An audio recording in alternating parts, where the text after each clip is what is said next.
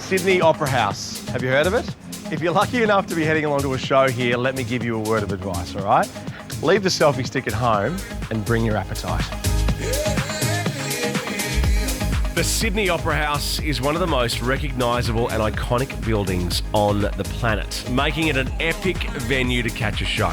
It's also home to some of the best dining options in the city too, served up with Sydney's best views. Now, when most people think of the Opera House, they think of Crowded House, Prince, even the Foo Fighters. I think of this guy, Matt Moran, mainly because he always gets me a table. Thanks for having lunch with me. Mate, pleasure. Be careful though. Everyone's going to be contacting me now for a table. I know. His number is 04. Mate, it's so nice to be here. I love this place. Mate, great having you here. Yeah, and tell us how long you've been involved in the Opera House Precinct for, as I eat some of this. I've been here, well, we started Opera Bar in 2002, so that's a very long time. But, you know, when it came up, you know, who wouldn't? Like, look at this spot. It's seriously the best spot in the world. Location obviously makes the Opera Bar a clear winner on the restaurant scene, but it does serve up much more than just jaw-dropping views. Tell us what the focus on the menu is. Look, it's really sort of snacky food. You know, if you want to come in and have a drink, or if you actually want to have an entree and a main course, you very well can. But also, you know, we do beautiful seafood platters, hot and cold.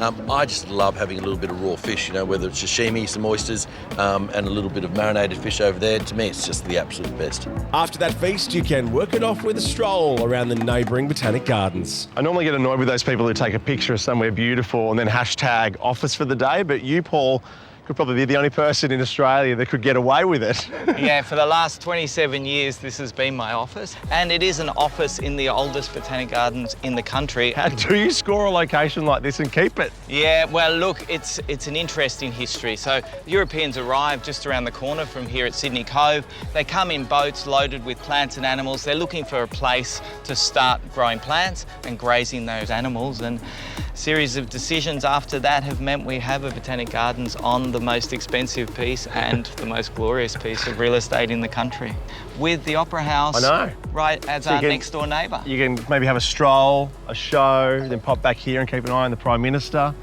see if he's doing his job. Absolutely, it's the perfect place to hang out after you've been to the Opera House. Opened back in 1816, it's the oldest Royal Botanic Gardens in the country and is constantly evolving, with this unique structure created to celebrate its 200th birthday. Now, my granddad had a glass house, but I feel a little bit insensitive, Paul, calling this a glass house.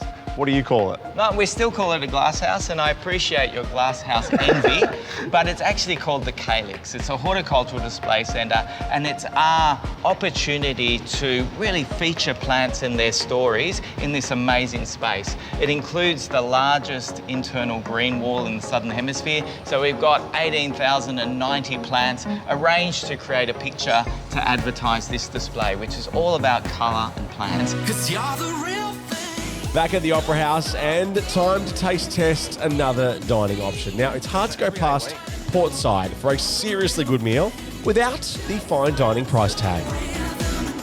Portside's menu focuses on fresh seasonal produce, and thanks to its alfresco location, under the Opera House sails, if you don't mind, you'll have prime position for a magic Sydney sunset.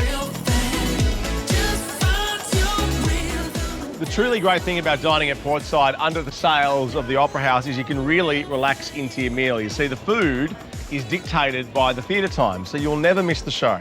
Now, as a Sydney local, I know there's plenty of options in the city and elsewhere to dine, but for some reason, you're always drawn back to the view. So if you don't mind, we've got a show to get to.